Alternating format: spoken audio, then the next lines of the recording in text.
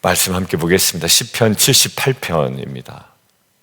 40절에서 55절. 우리 금요일부터 시편 78편을 묵상하고 있습니다. 오늘 본문도 78편입니다. 길죠. 오늘 마무리되지 않습니다. 계속 이어집니다. 시편 78편의 특징이 있습니다. 단순한 찬양과 기도가 아니라 이스라엘 역사 가운데 반복되어 온 하나의 그림을 우리에게 보여줍니다. 이스라엘 역사 가운데 반복되어 온 그림이라고 한다면 우리는 이렇게 적용해도 무관합니다. 우리의 인생 가운데 반복되어 온 모습과 동일할 수 있다라는 거예요. 자, 그러면 이스라엘 백성의 역사 가운데 반복되어 온 그림의 실체를 이렇게 정리할 수 있습니다. 하나는 하나님의 인도하심입니다. 오늘 52절부터 55절까지 있는 거예요. 하나님이 이렇게 인도하셨다라는 거죠. 내일 본문 한 번만 잠깐 볼까요? 내일 본문 첫 단어가 무엇인지 확인만 하겠습니다. 52절부터 55절 하나님의 인도하심이죠. 자, 근데 내일 본문 첫 단어 뭡니까? 그러나예요. 자, 그래서 하나님의 인도하심이 있고요. 그 두 번째 그림이 이스라엘 백성의 불순종입니다. 이스라엘의 불순종, 그럼에도 불구하고 이어진 하나님의 은혜. 다시 반복하면 하나님의 은혜가 있었지만 또 반복되는 이스라엘의 불순종. 이것이 시편 78편이 우리에게 보여주고 그것을 통해서 교훈하고자 하는 그림이고 목적입니다. 그런데요, 이들의 불순종이 더 안타까운 건 뭐냐면 이들이 하나님의 실제적인 구속의 능력을 경험했던 자들이라는 거예요. 특별히 출애굽 사건을 통해서 그들이 도무지 불가능했던 애굽에서 탈출하는 이 모든 죄의 권세에서 정말 탈출하고 자유를 경험하게 되는 이 일을 하나님의 은혜로 경험하게 되었던 민족이었습니다. 여러분들 어제 본문 한번 가죠. 이 전체적인 그림이 같은 비슷한 뉘앙스이기 때문에 32절 함께 읽겠습니다. 어제 본문 32절은 시작. 이러함에도 그들은 여전히 범죄하여 그의 기이한 일들을 믿지 아니하였다. 그러니까 하나님께서 놀라운 기적을 베풀어 주지 않아서 이들이 투덜대거나 이 어려움을 겪는 게 아니라 이들의 불순종의 아이러닉한 부분이 뭐냐면 이미 불순종하지 않아도 될 만한 은혜를 경험했던 자들이에요. 그것도 정말로 비교할 수 없는 구속의 능력을 경험했던 자였다라는 거예요. 오늘 나타나는 그림이 어떤 그림입니까? 출애굽할 때 그 그림이죠. 10가지 재앙을 순서대로 기록하진 않았습니다. 그러나 이렇게만 얘기해도 압니다. 그렇죠? 자, 그런데 여전히 불순종합니다. 그리고 믿지를 못한다고 하고 마음은 자꾸 딴 데로 갑니다.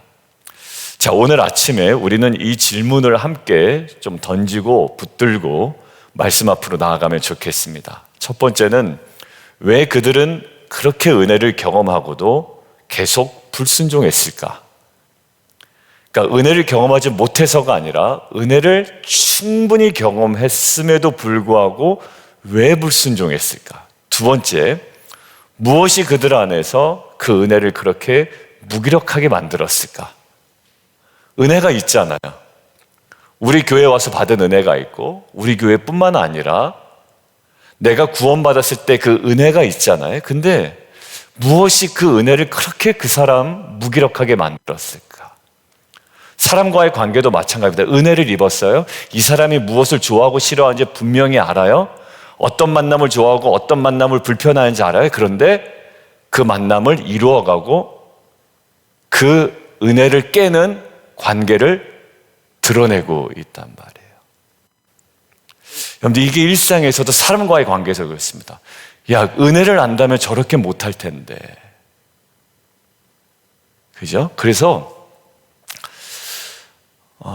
더 나아가서 혹시 우리 안에도 어떤 이유가 숨어 있었던 것은 아닐까? 오늘 해답의 실마리를 좀 계속 우리가 묵상했던 내용이긴 한데 한번 좀 새롭게 보도록 하겠습니다. 제가 이렇게 한번 정리했습니다. 기억하지 못한 은혜는 죽은 은혜가 되어버립니다라는 거예요. 은혜가 있어요. 그런데 우리가 기억하지 못한 은혜는 결국 죽은 은혜가 됩니다. 오늘 본문 40절 한번 읽겠습니다. 시작. 그들이 광야에서 그를 거역하며 거룩하신 이를 슬프시게 하였도다. 자, 거역했다. 제가 좀 다른 번역으로 가져왔어요. 반항했다. 거역했다라고 하고요. 거룩하신 이를 슬프시게 했다. 여러분 한번 생각을 해보세요. 이들이 하나님을 대놓고 욕한 것도 아니에요. 그리고 하나님이 없다고 부정한 것도 아닙니다. 그런데 하나님을 거역했어요. 반항했어요. 그리고 하나님을 슬프시게 했습니다. 왜 그랬을까요? 42절이 정확하게 이야기해 줍니다. 42절이요. 시작. 그들이 그의 권능의 손을 기억하지 아니하며 대적에게서 그들을 구원하신 날도 기억하지 아니하였도다. 그들은 하나님의 구원하심을 잊어버린 거예요. 그러니까 하나님의 구원하심이 없어서가 아니라 하나님의 구원하심이 있음에도 불구하고 잊어버렸습니다. 홍해가 갈라졌던 날들을 잊었고 하늘에서 만나가 내리던 아침의 감사와 감격을 잊었고 자신들이 애굽의 노예에서 자유인이 된 날을 잊었던 거예요. 그러니까 그 잊음이 굉장히 강력한 무기가 돼서 불순종으로 옮겨가고 불신으로 나아가게 되고 결국 하나님을 슬프시게 하는 죄로 나아가게 하는데 무엇이 기억하지 못함 이 망각이 너무나도 크게 자리 잡고 있었다라는 겁니다. 다시 한번 말씀드립니다. 기억되지 못한 은혜는 결국 죽은 은혜가 되어버립니다. 아무리 큰 은혜라도 우리가 기억해내지 않으면, 기억하지 않으면 우리의 삶을 이끌어갈 큰 힘을 잃어버리게 됩니다. 여러분들, 우리가 요셉을 기억하면 요셉은 계속 고난의 삶을 살았습니다. 근데 요셉에게 특별했던 것은 하나님이 주신 꿈에 대한 기억이 그의 인생 가운데 계속 남아 있었다라는 거예요. 형들에게 팔려 있을 때도, 억울한 누명을 썼을 때도 하나님이 자기의 삶에 어떻게 말씀하셨는지 그 은혜의 사건을 기억했기 때문에 그 모든 어려운 환경 속에서도 그 은혜가 죽지 않은 은혜로 그 요셉에게 능력이 되었던 겁니다. 그런데 아무리 천지개벽이 일어나도, 홍해가 갈라져도, 출애굽의 사건이 벌어져도 그것들을 망각하고 잊으면 그 잊은 은혜는 죽은 은혜가 되어버린다는 것. 우리 삶에 아무런 동력을 줄 수가 없게 된다라는 겁니다. 여러분들, 우리도 주님 감사합니다. 주님, 저희 교회뿐만 아니라 어느 교회 갈 때마다 이 교회에 오게 해주셔서 감사합니다. 하나님, 새로운 어떤 도전의 길을 주셔서 감사합니다. 은혜입니다라고 고백했던 그 날이 있었을 거예요. 그런데 지금은 그 은혜를 기억하지 않는다면 우리의 기도는 식고 감사는 줄고 삶의 방향은 계속 흐려질 수밖에 없습니다. 그리고 은혜가 아닌 모임과 관계와 거기에 만족을 자꾸 얻게 되는 거예요. 은혜를 안다면 그게 가능할까? 은혜를 기억했다면 그것이 정말 가능할까? 왜요? 은혜를 망각하면 사실 모든 것들이 가능합니다. 어처구니 없는 행동도 가능하고 생각도 가능하고 판단도 가능하고 만남도 가능합니다. 이 시간 우리가 결단하며 또 기도하며 결단했으면 좋겠습니다. 하나님, 내가 받은 은혜를 다시금 기억하게 하여 주옵소서. 죽은 듯 했던 그 은혜를 다시 불러내고 그 은혜로 오늘을 살게 하여 주옵소서. 자, 두 번째는요. 그렇다면 기억되지 못한 은혜는 죽은 은혜인데 기억된 은혜는 어떤 역할을 할까요? 믿음의 기준을 다시 세워줍니다. 여러분들, 저는 이런 문구를 하나 어디서 읽었는데 기억이 지금도 나거든요. 은혜는 방종의 면허가 아니다라는 거예요. 여러분들 우리가 잘 생각해 보세요. 이런 논리로 신앙생활 할 때가 있어요. 쭉 묵상하다 보니까 우리가 실패하고 넘어져고 연약해져도 결국 하나님께서 인도하시더라. 맞죠? 근데 이것을 맞아요. 그런데 이것을 너무 깊이 너무 편향적으로 묵상하다 보면 그래도 그냥 있어도 되네. 결국 하나님께서 인도하시니까. 근데 은혜는 그런 식으로 이끌어가면 방종에 대한 면허는 아니라는 거예요. 그게 나온 게 유다서입니다. 은혜를 도리어 무엇으로 바꿔요? 그렇게 되면 방탕한 것으로 바꾸게 돼요. 그래서 한 글귀가 제게 아직까지 있는데, 은혜는 방종에 대한 면허가 아니라 은혜는 새로운 길에 대한 방향성이다라는 거예요. 은혜를 경험한 자는 은혜 때문에 어디론가 가는 것이지 옛날로 돌아가지 않는다라는 거예요.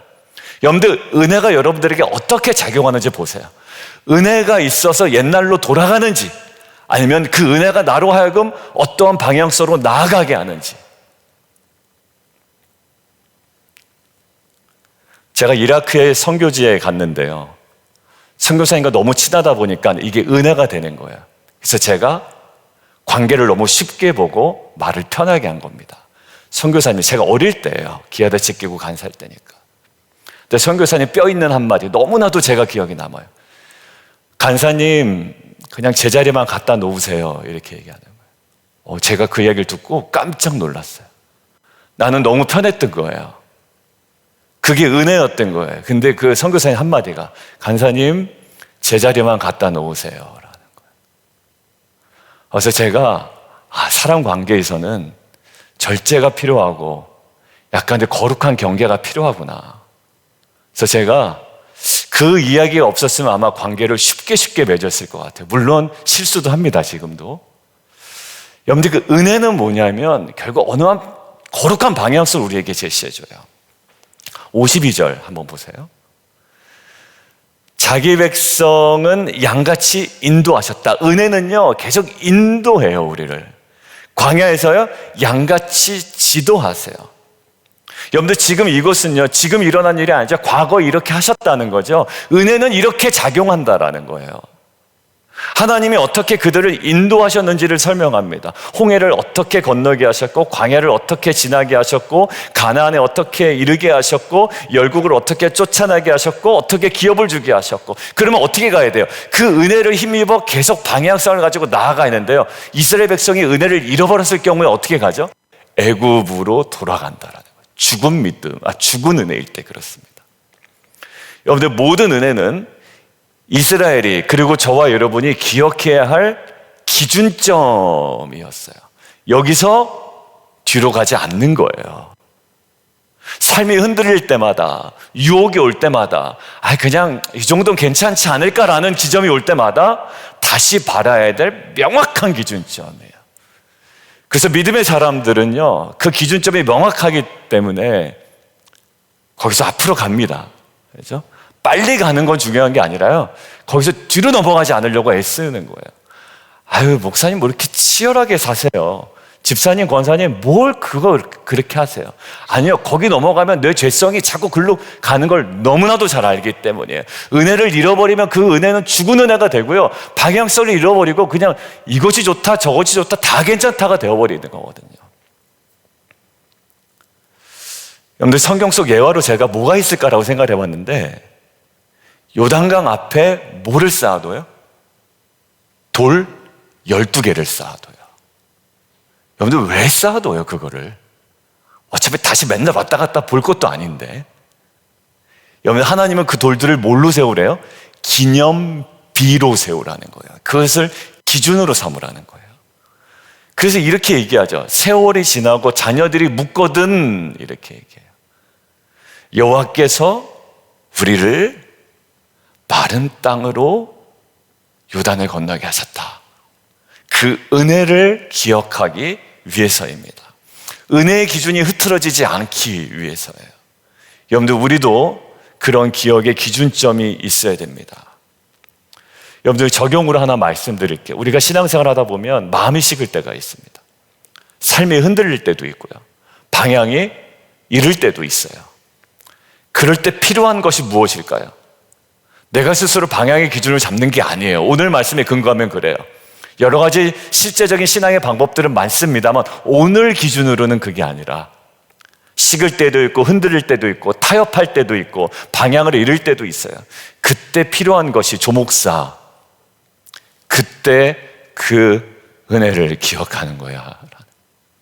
그때 그 은혜를 기억하는 거야. 개척할 때 주셨던 은혜 있죠? 우리가 그 은혜를 기억하는 거예요. 그리고 구원받았을 때 그 은혜, 각자의 출애굽의 은혜, 또 나를 새롭게 인도하셨을 때 은혜, 마음이 어려울 때, 우리의 가족의 힘든 고난의 시간이 있을 때 그 은혜를 다시 기억하는 거예요. 그래서 그 은혜가 믿음의 기준이 되어 우리를 다시 제자리로 돌려놓을 줄 믿습니다. 성도 여러분, 우리 삶에 세우신 은혜의 기준점이 각자가 다를 거예요. 그때 그 은혜를 잊지 마십시오. 하나님이 나를 어떻게 부르셨는지, 어떻게 나를 건지셨는지, 그리고 무엇을 맡기셨는지 그 은혜를 다시 붙들고 기억하는 것이 믿음을 다시 세우는 길입니다. 오늘 우리 시편 78편, 오늘 본문을 통해 두 가지 진실 앞에 섰습니다. 기억되지 못한 은혜는 결국 죽은 은혜가 된다. 그러니까 제일 이제 좀 감동 없는 얘기가 이거죠. 막 간증은 하는데 감동이 안 느껴진 게 뭐냐면, 과거의 사건은 분명히 있었지만 그게 내 중심에서의 이미 기억되지 못한, 말은 하지만 내가 붙들지 못한 은혜이기 때문에 죽은 은혜가 되어버렸습니다. 결국 이스라엘 백성은 구속의 은혜를 경험했지만 잊어버린 순간부터 방황은 시작되었어요. 믿음을 잃었고 감사를 잃었고 결국 하나님을 거역하고 하나님을 슬프시게 했다고 했습니다. 그리고 두 번째 기억해야 되고, 기억된 은혜는 우리의 믿음을 다시 붙들고 삶을 다시 일으키는 기준점이 됩니다. 오늘 이 새벽 우리는 질문 앞에 서야 됩니다. 지금 나는 어떤 은혜를 기억해야 합니까? 그리고 그 은혜는 지금 내 삶을 계속 이끌어가고 있습니까? 아니면 그 은혜는 내 삶에 계속 죽어가고 잊혀지고 있지는 않습니까? 그래서 오늘 우리가 이렇게 고백하며 기도했으면 좋겠습니다. 하나님이 잊어버렸던 은혜를 다시 기억하겠습니다. 오늘 이 모든 문제가요, 기억하지 아니하며 기억하지 아니한 것에서 시작되었기 때문에 그렇습니다. 나를 만나주셨던 그날, 기도를 들으셨던 새벽, 가정을 지키셨던 고백을 다시 꺼내겠습니다. 그래서 우리 함께 좀 기도하죠. 오늘 말씀을 들으면서 여러분 마음속에 떠오른 하나님의 은혜가 있었을 겁니다. 그 잊혀졌던 순간들, 외면했던 감격, 그때 하나님이 나를 붙들어 주셨던 은혜의 자리들, 그 은혜가 오늘 다시 살아나기를 원합니다. 하나님, 죽은 듯 했던 기도가 살아나고 묻어졌던 감사가 다시 회복되게 하여 주시옵소서. 이 시간 은혜의 기억이 또 우리 다음 세대까지, 우리 자녀들에게까지 흘러가게 하시고, 우리와 자녀와 가정, 교회 공동체가 하나의 은혜를 함께 노래하고 함께 살아가게 하여 주옵소서. 우리 주님 이름 세 번 부르고 함께 기도합니다.